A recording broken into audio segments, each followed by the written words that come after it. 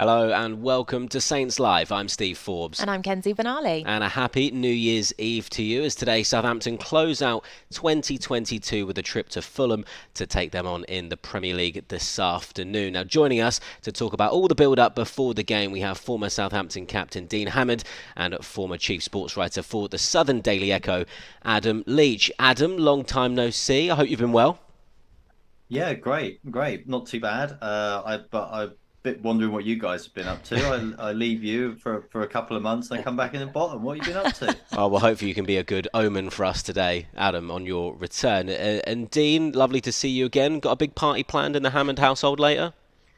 No, not at all, Steve. Not at all. A quiet one for me. But like I say, great to see Adam back, and hopefully he can bring us a bit of luck this afternoon. Oh, most definitely. Yeah, lovely to have the dream team reunited. But let's crack on. And before we go any further, I think we should look at the early team news before the official team news is announced in just under 15 minutes' time. Now, we do know that Tino Livramento is still unavailable, with Juan Larios also unlikely to feature. We do believe, though, that Romeo Lavia has travelled. Theo Walcott and Alex McCarthy both not available today, and no fresh injury concerns from the Brighton game. So Dean, let's come to you first, shall we? 16 players got on the pitch against Brighton on Boxing Day. So Nathan Jones clearly trying some different things out. But what starting 11 are you expecting to see today to take on Fulham? In all honesty, Kenzie, again, I'm not too sure. I think we'll expect a reaction from the players, but I think we'll get a reaction from the manager as well. If I was Nathan, I would probably try and get as much experience into the team as possible. When you're having a challenging period, you're not winning games, and it's a difficult period, like I just said. Having experienced players in the team is really, really important. I think we may go back to a back three. We may go to a 3-5-2. I think that could work. I would like to see Bella Kocha back in the team. Shaletta Shah, I think when he's come in, he's been good, and I think it'll improve the more games he plays.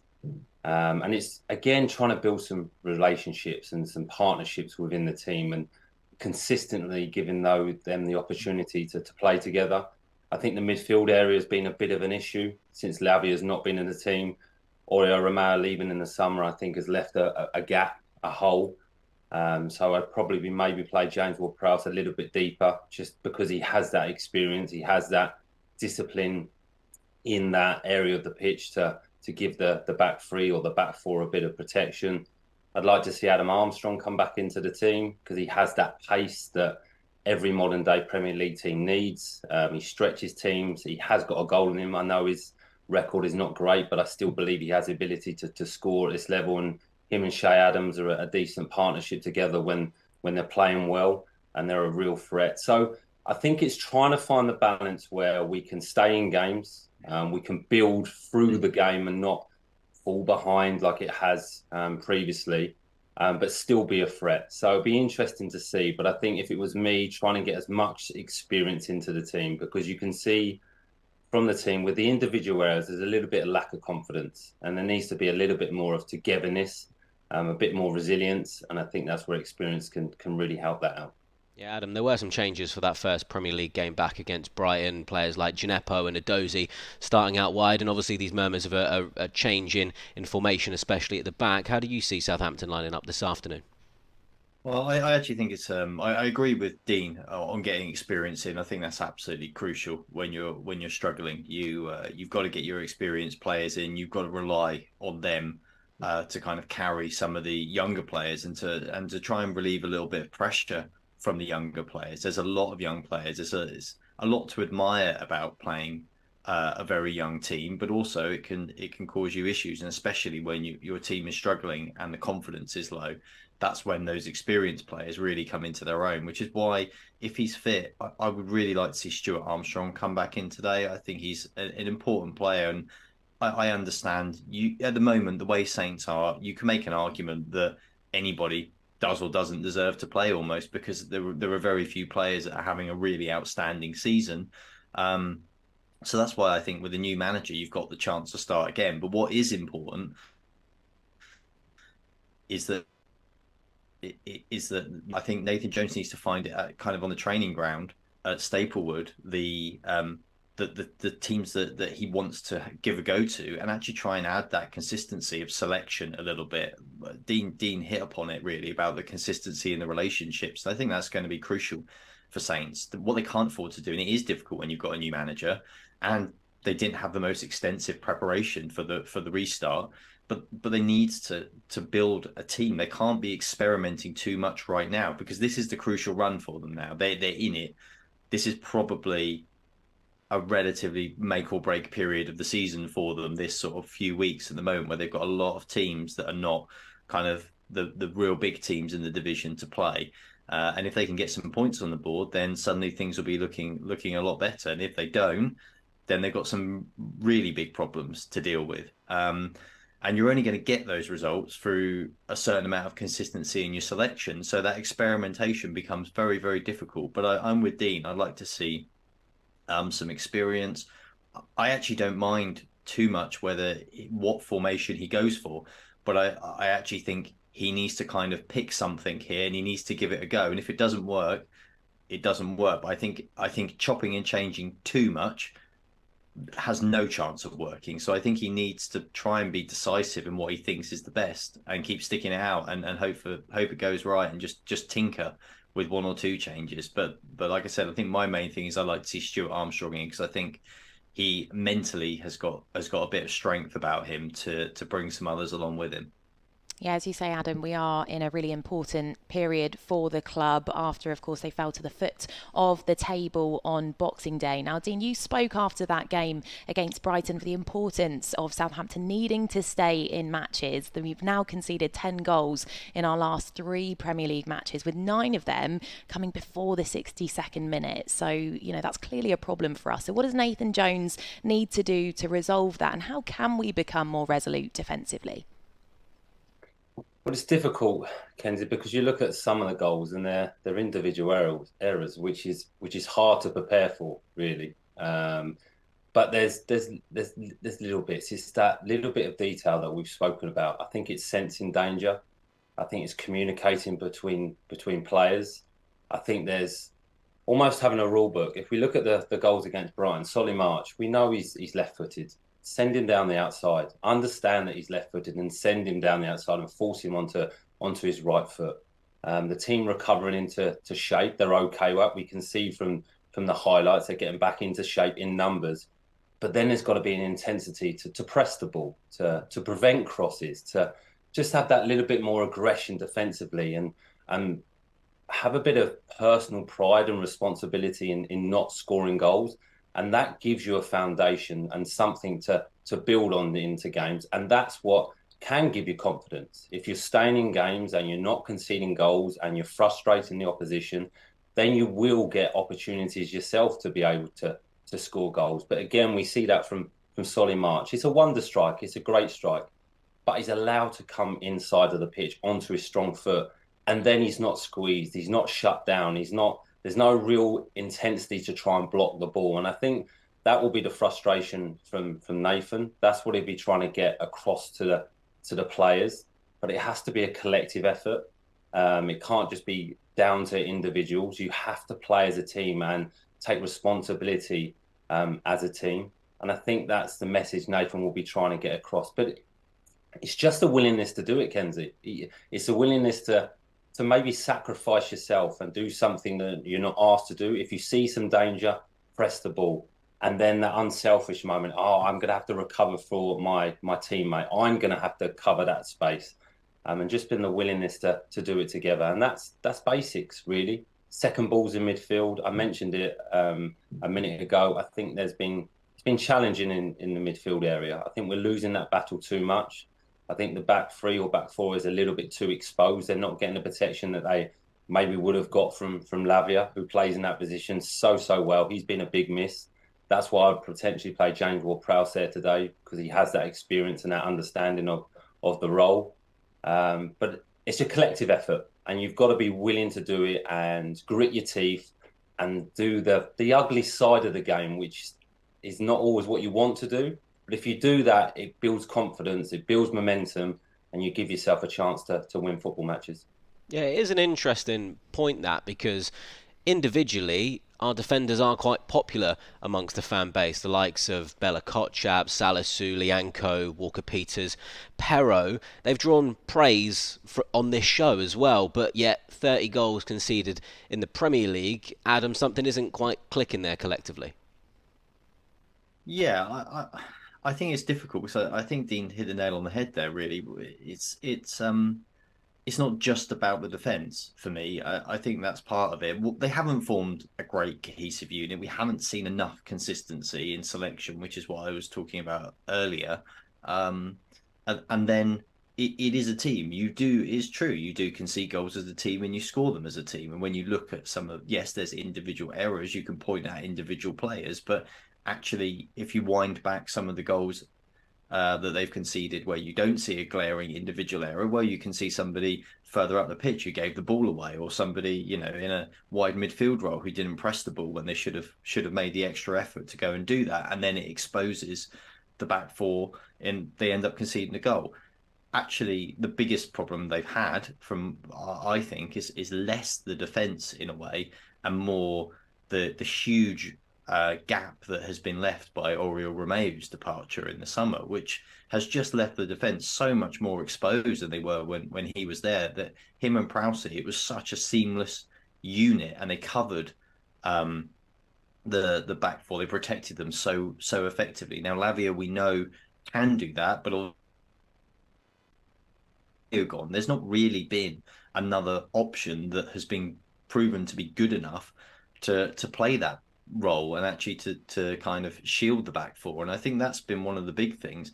I think it's a bit like when you're not scoring goals, it's easy just to point the finger at the strikers and go, well, they're not scoring. Actually, are you actually giving them the service they require? Are you creating the chances that they need for the type of player that they are? If you are and they're missing, fair enough. But if not, then that's a collective problem. And the same at the back. If the individual players you feel are playing well and yet you're still conceding goals, what's going on there? Is it a problem where you're not a collective unit? Is it a problem where you're just being left too exposed and there are problems elsewhere in the team that are causing the issues? And I think for me, that's more where it is, that the failure to really replace Romeu or to have retained Romeu beyond just Lavia has really, I think, caused some monumental issues for the defence. And then a young defence that are not used to playing together has been exposed, and they've conceded a lot of goals. And I think that's where the issues stem from. Well, let's hear from Nathan Jones now, shall we? He was asked about conceding goals in his press conference after that game on Boxing Day. Do you think the man of the goals and the performance in general shows the grit or confidence for you two? I think so, because Southampton 17 games kept one clean sheet, so that's not good enough. You won't climb a table if you keep one clean sheet. It means you at minimum have to score two goals to win a game. But at the minute, they're not doing that. And last two home games, conceded goals, Newcastle and today. So we have to make sure we change that. Just lastly, Romeo Lavia and Bella Kotchap, what are the reasons for their not playing? Well, Armel's really been away and not really trained much. Obviously, he's trained with Germany and things, and Romeo still not fully fit, so it's difficult, and we've got to be very careful with him because he's had a bad injury, came back, played 60 minutes in Liverpool, and we haven't seen him since, so it's very difficult then to put him into situations where you're going to stress him again. So look, it's just injuries at the minute. Theo's exactly the same, Tino, Larios, there's a few. Stuart Armstrong couldn't train yesterday, so look, there's a lot at the minute that we're suffering with, and we have to make sure we change that. Well, great to hear from Nathan Jones there, but time now to hear from you, the fans. Lots of you sending us in your thoughts ahead of kick-off today. Matthew Pegg, speaking about the importance of this one, he says it's a must-win game, Saints. Not sure what Adam will have to say about that. Brian Hayward, hello to you. He says it's very testing time, but we really have to get behind the manager. Confidence within the team is vital. Damien also joining us on the stream today. He says big win. We jump out of that relegation zone. Come on, you Saints. Satan Paris is watching along on YouTube. He says, Happy New Year, everyone. A very happy New Year to you too. Peter also watching on YouTube. He says, result from today result for Southampton today, please. So really looking forward to this game today, Steve. Yeah, indeed. Some good positive comments from the fans there. And also quite nice not to have to interrupt Dean for a change in the middle of an answer. And the team news is fresh in now, so we can bring that to you. There are 3 changes that have been made to the starting lineup that lost to Brighton last time out. Ainsley Maitland-Niles, Armel Bella-Kotchap and Joe Aribo are all in, while Perro, Diallo and Gineppo move to the bench. Also, as we reported at the top of the show, Romeo Lavia travelling with the matchday squad. He's in the team, but starting on the bench this afternoon. So here's the Saints lineup in full. In goal, Gavin Bazunu, Ainsley Maitland-Niles, Armel Bella-Kotchap, Lianco, Mo Salisu, Carl Walker-Peters, our captain James Ward-Prowse, Moy Elianusi, Sam Adozi, Joe Aribo and Shay Adams. And on the bench for Southampton, we've got Willie Caballero, Roman Perro, Duje Shaletta-Sarr, Diallo, Romeo Lavia, Stuart Armstrong, Finnegan, Sekou Mara and Adam Armstrong. So based on that, Dean, a few changes in there. You happy with that lineup? I'm just obviously just looking at it, Steve, and trying to work out what formation potentially Nathan will go with. You could go with the 3-5-2. There's a call, maybe a 4-4-2 where Salisu may play left back, or a 5-4-1 where we've just spoke about Southampton will try and stay in the game. Interesting. I think Cole Walker-Peters will obviously play on the left-hand side and Maitland-Niles will play on the right-hand side if it is a 5 with Lianco and Bella-Kotchap and Salisu as the 3 centre-halves. The midfield is interesting. I think James Ward-Prowse will potentially sit whatever formation is played to give that protection. And then it's where Edozie plays. Will he play wide? Will he potentially play off Shay Adams? Will he partner Shay Adams up front? Will Aribo will do that? And where will Elianusi play? Will he play centrally or will he play wide? So there's a good foundation to that team. Looks like there's a resilience. There's that little bit of experience that we've spoken about as well. But there's obviously a goal threat as well with Shay Adams. We know with Shay, he always gets opportunities. It's whether he can take those opportunities. Dozie's come in and looked really exciting and has that pace and has that ability to run with the ball. But like Adam mentioned, I'm a little bit surprised Stuart Armstrong has not come in. Whether he's not fully fit and not ready to play for 90 minutes is a question to the manager. But a positive team and a team that can win the game. I think that's an important thing. There's enough within the team to look defensively strong and enough to create chances and score goals. So it'll be interesting to see. Yeah, Adam, 3 centre-backs, traditional centre-backs starting for Southampton this afternoon. So a likely change in formation at the back and stopping any goals going in at Fulham. Yeah, I think that looks like it's the main priority. And obviously with Mitrovic is a considerable threat for Fulham. He's obviously added a lot to his game in the last year or so. Well, since he was last in the Premier League, really, he's a completely different player now. But his quality's never been in doubt, and he's big and he's strong and he's fantastic at pulling off at the far post, finding a fullback that he can beat in the air. And I think that Saints perhaps have been very wary of that. You get some 3 big centre halves in, it's going to be a lot harder for him. Also, Fulham do pretty well with their fullbacks getting up the pitch and getting balls into the box. So perhaps going with 5 at the back will negate a little bit of that. And then I guess looking at the rest of the team, he's kind of almost gone half defensive, half positive, because there's not a lot of in between players there. So I guess Nathan Jones has tried to get players in the team that can also win the game for Saints as well as try and just keep out Fulham. So it's an interesting team. It's an interesting balance to see how they line up. I'm pretty pleased Aribo's back in. Actually, I think that's a pretty good shout. He is a positive influence, I think, on the team. He is still a little inconsistent at this stage, but he's a positive player, and I think he's a player that can help again drag a few others along with him. But it's going to be fascinating to see how they actually match up on the pitch against Fulham. It's kind of we kind of predicted it might happen, but it's still a big call to make to kind of make so many changes, to change formation and to shake things up again quite considerably. So I'm guessing that Nathan Jones is just hoping that this one sticks, basically. Well, before we say farewell ahead of kickoff, we will, of course, speak more about today's match. But before we do, we're going to bring back a bit of a Saints Live favourite. Seeing as though we are coming to the end of 2022, we thought we'd take a look back at some of the best and most memorable goals from the year. So, Steve, it is the return of the mighty Wheel of Goals. Oh, I Here it can't is. wait. Should we give it a spin? Let's do it. Let's do it. All right, who's going to be first? Let's spin the wheel. There it goes. Oh, I love this bit. I always look forward to this one. All right, where's it going to land? There it is. Probably the best game of the year, I'd say. A 3-2 win away at Tottenham, and Shay Adams with the winning goal there. Talk us through this one, Dean, and what a night this was for Saints.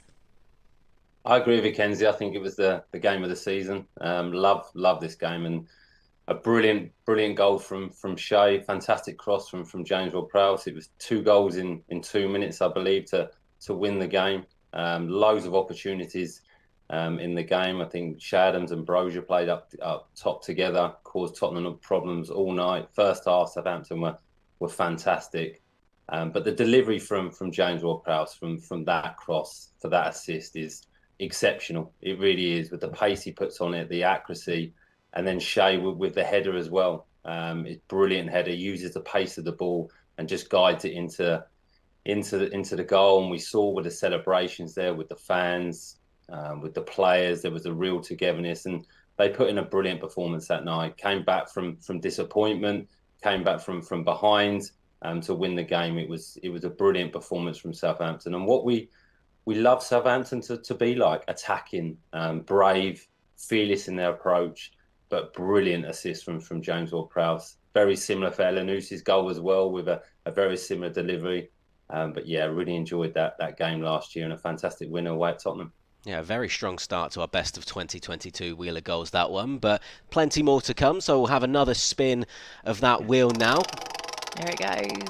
It's like a game show, this, isn't it? I love it. And who's it going to land on? Here we go. Romeo Lavia against Chelsea. What a hit this is, Adam. He did go off, injured minutes later, but an impressive strike, and is starting on the bench as well today, so really important for him to start getting some minutes back on the pitch. Oh yeah, it'd be huge for Saints to get him back on the pitch. He's absolute quality, and this goal kind of underlines it. I mean, this is not necessarily the reason that you actually have him in the team to provide goals like this. You don't expect him to be scoring these every week, but he is a quality young player, that's for sure. And this goal was an absolute pearler. What's amazing is the way that he kind of sets it out around the outside of the 2 defenders and bends it back around the side of them. It's yeah, I mean, some people might say, oh, the keeper gets a hand to it, but look at the way it comes around those 2 defenders. It's very, very difficult for him to save it. And for Saints, he's just such an important player, as we spoke about earlier, with Romeo gone, that they just need him and his quality back in the team as soon as possible. He doesn't have to score a goal like that every time he plays, but the other qualities that he brings to the team are amazing. He is a great signing for them, without any shadow of a doubt. And the sooner he actually sets foot back on the pitch for Saints, the better. Well, that was indeed a pearler, Adam, I've got to say. But what other pearlers await us in the Wheel of Goals? Let's take a look and spin the wheel once again. Here we go. 2 great goals to start Yeah, off. I wonder who it's going to land on now. Wow, there you go. It is, of course, our captain, James Ward-Prowse. Wouldn't it be a Wheel of Goals if we didn't feature him? Away at Wolves, 1 goal of the season last campaign, didn't it? I mean, what a wonderful hit, Dean, that was. Fantastic, Kenzie. And the best bit about it is it's a different technique to what you expect from James Ward-Prowse. It's such a special free kick. The power he gets in it, and the accuracy, and from the distance as well. And to beat the Wolves keeper from that distance, the movement on the ball, you can see him as he's lining up. He's looking where he wants to hit it, and he hits it so true, so clean. It's a fantastic strike, and we've seen some brilliant free kicks from James. I remember the 2 against Aston Villa, the ones he's had against Manchester United, the one against Crystal Palace, and so many more. But that is such a fantastic strike, and he meant it. There's no fluke in that. He would have practiced that on the training ground many times, and it's the confidence to be able to do that in a game, because that is not always going to fly into the top corner, but he hits it so well and so true. His technique is fantastic, and that is one of the attributes he has, and he has to be one of the best free kick takers in the world. So a fantastic goal. Yeah, I remember us all watching that game going, he'll never hit it from here. He'll never do it. Oh, yeah, absolutely stunning goal. Let's have another spin on the wheel of goals. Here we go. I've got to say, I was never in doubt about that one. No? Never doubt Prowsey. Oh, here we go. Another corker. We've got Roman Perraud against West Ham in the Cup. His first for Southampton. Magnifique. What a goal that is from him. And not a bad strike that, Adam. No, it's not bad. I'll give him that. You still there? It's slightly reminiscent of another classic Saints fullback goal in Cuco Martino, isn't it? I don't know what it is about Saints fullbacks. It's like, how many times would he try this and that be the end result? Probably, with all due respect to Roman, not too many of those, I imagine, are curling into the top corner. But what a strike. It's just one of those moments, I guess Dean will know better than us, but I guess you just pick up the ball and you just have it in your head. I just fancy this. I just know where this is going, and it sits up perfectly, and bang, away it goes in the top corner. It's a remarkable goal, and actually, I think, for actually bringing it back to today, I think he's a little bit unlucky, to be honest, to not be in the team today, especially if it is, as Dean suggested, Kyle Walker-Peters, the actual fullback of the team, switching wings, and Perraud, the other fullback available, dropping out. I think he'd be feeling himself a bit unfortunate not to be playing today. Yeah, indeed. Well, that was another goal, actually, I remember we went pretty crazy about.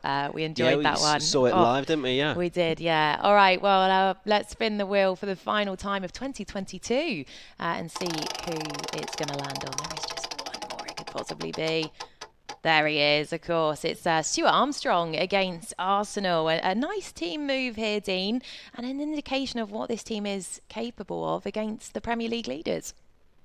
It's a brilliant team goal, Kenzie. It really is. And it comes from Southampton being confident enough and brave enough to play out from the back against a very good Arsenal team who like to press the ball. It's a good pass from Salisu. It's an excellent awareness and dummy from Ariba, I believe it is. Roman Perraud comes inside and drifts inside, really attacking, good switch of play. And then it's all about Elyounoussi. Gets on the ball, really, really composed, cuts inside, and it's a fantastic pass. It's the timing of the pass and the weight of the pass. If he overhits that, it runs through to the goalkeeper. If he underhits it, it gets intercepted. But the movement, and again, the timing of the movement from Stuart Armstrong, and then just the composure and the finish, doesn't try and hit it too hard.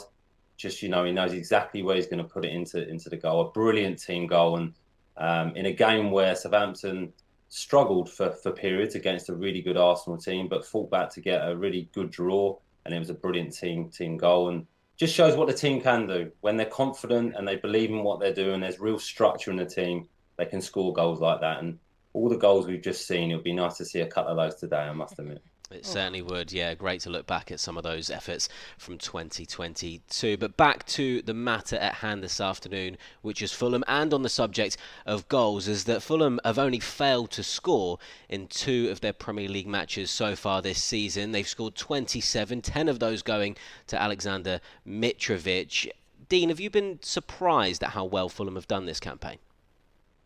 I have, Stephen. I've been surprised and really impressed. They've continued that momentum from promotion last year. I think they scored something like 106 goals in the Championship last year. And the most impressive thing is they've been able to continue that in the Premier League. Like you say, I think they've scored 26 goals already. They're on 22 points. I think previously when they've been in the Premier League, they've only got something like 28 or 26 points. So they're on target to obviously beat that. They're 10th in the league.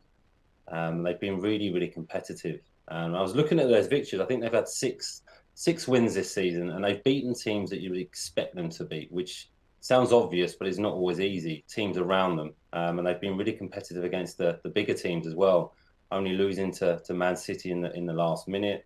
They drew with Liverpool in the opening game of the season, and they've made some good signings. They've recruited pretty well, and the manager has try to keep to his beliefs and his philosophies from the Championship. And I think that's been the most impressive thing. He's not changed what he believes. He believes in the players. Like I say, they've recruited well, but they've kept a good nucleus of the promotion team. So they have that, Adam mentioned it, they have those relationships. They have that understanding of how the manager wants them to play. And they've been really, really impressive. They've not conceded too many. And they've been able to score goals. From my experience of being promoted from the Championship to the Premier League. That's always the hardest thing. You get fewer chances, and it's harder to score goals. But Fulham have been able to do that, and they've picked up a lot of points, and they're in really, really good form. And when they have lost, or even lost back to back, they've been then able to go on a good run. They've picked up another win. They've got a draw. So they're a dangerous team, and this is going to be a tough game today. Well, Adam, I'd love to get your thoughts on the table. I mean, obviously, the league table isn't something that lies, but Southampton certainly haven't been cut adrift there at the bottom, have they? I mean, just 2 points away from safety and still plenty of football to play, isn't there? We're not even at that midway point yet. How do you assess the bottom of the table right now? Oh, well, it's so close, Kenzie. I mean, yes, Saints are bottom, and you are where you deserve to be in a league table, especially after 16 games. That's where Saints deserve to be. But that, you look at it, there's 7 points between the covering the bottom to the top of the bottom half. It's remarkable. You're 3 points away from 15th when you're bottom. It's so close. There are so many teams in it. There are so many teams struggling for form and momentum. There will be a few that will pick up, and that's what Southampton have to be. They have to be one of those. Now is their moment. I mean, we know that. You look at the fixtures, now is the time for them. If they're going to get out of it, if they're going to survive, and they're going to start looking a bit healthier in that league table, now is the time they have to start getting those points on the board. If they leave it too much longer and they get through this period, then they go into a much trickier set of fixtures. That's when you start to worry about getting cut adrift. But they're not in that position yet, and there are other teams around them that are going to continue to struggle, and more than 2 or 3 teams as well that are going to be in this for the season, I think. So there's plenty still for them there this season, but like I said, the time is now. They've got a new manager, they've got a new impetus in many ways, and I guess January will be important for all those teams around there, but it'll also be a very difficult month in the transfer window because those clubs are all competing for the same player, the player that can make that little difference for them, and they're very, very hard to get in January. So I think that you almost need to not put too much stock into that, and actually you need to be prepared to work with what you've got and improve that. And they've got a new manager, and this is the opportunity for him to prove himself, for a few of the players to prove themselves as well, because there are some players who've got a bit to prove, I think, still at this level. And for them to get out of it, there's still, look at the table, a couple of wins, and suddenly things look very, very different. But now really, these next few games, these next few weeks, this is the time that they need to get those wins to really give themselves a proper chance, and to not fall in a position where they're in danger of getting cut adrift, because they aren't cut adrift now. Yeah, very much so. Well, there's less than 45 minutes to go until kick-off at Craven Cottage, so we'll now get your final thoughts and those all-important score predictions. Dean, you obviously highlighted how many goals that Fulham have scored, 27, but they have conceded 26, so just, a +1 on the goal difference chart, so they can be got at. They can, Steve. You're right there, and it's going to be a tough game today. From Southampton's point of view, I want to see that team effort. I want to see that collective effort, that togetherness, and build through the game. Don't have to win the game within the first 10, 15, 20 minutes, even the first half. Stay in the game. And the opportunities will come. Like you mentioned, Fulham will give you opportunities. They have conceded goals, but they are a threat going forward as well. So a solid defensive display is really, really important today. And Adam mentioned it. As a team, it's not just the defence, the whole team working to a structure, to a game plan. So look, I think this will be a tough game. Fulham are in a good moment, and Southampton are in a difficult period. So I think it will be a 1-1 draw today. Okay, good stuff. Yeah, Adam, we're under no illusion it is going to be a tough game, and obviously we're going to have a change of formation too. How do you see it panning out? Yeah, I'll be interested to actually see what the team looks like, the actual shape of it when they start. I do have a little bit of a concern with kind of the wing back fullback situation, and also the defensive midfield area doesn't necessarily seem to have been addressed. But that's only on paper at the moment, and we'll wait and see what they actually look like when they come out and play. That said, before we saw the team, I must admit I don't know why I felt weirdly optimistic. I think Fulham are a decent team that are in a decent moment, but sometimes I also think that when you're a team like that, you're actually strangely vulnerable in these moments as well, because they're not a team that are necessarily thinking they're going to challenge for the top 5 or top 6, and they're actually probably feeling pretty happy, pretty comfortable at the moment. And actually, maybe there's something for Saints there. I think for Saints, getting away from St Mary's and the pressure of playing at St Mary's when you're bottom of the table is actually probably a really healthy thing for them right now. So you know what? Maybe it's just because I haven't been on for a couple of months, but I'm actually going to go completely rogue. I'm going to go for a 2-1 Saints win. Oh, yes, love it. Adam. Yeah, that is what we like to hear. Well, it's wonderful to be joined by you once again, Adam. Dean, great to see you as always. We look forward to you rejoining us after the match. Before we do say farewell, though, let's get to a few more comments. Sue, hello to you. Sue Somerville joining on Facebook. She says, come on, Saints. Know you can do it. And a nice love heart emoji there as well. Stephen Townsend is getting in touch on YouTube. He says, every game is a must-win game now. Show passion and bring home the 3 points. Wayne Keylock, good afternoon. He says, we'll be watching from home today, but I'm sure we can turn this around. And Chazair28 has says, Happy New Year to all the saintly people. 3 points today. Come on, you Reds. A very happy New Year to you too. Well, of course, as always, we will be back with you after the game for the final whistle. Adam and Dean also rejoining us for that one. So do make sure you join us as we take you through all the matches at Major Talking Points. Bye for now. See you soon.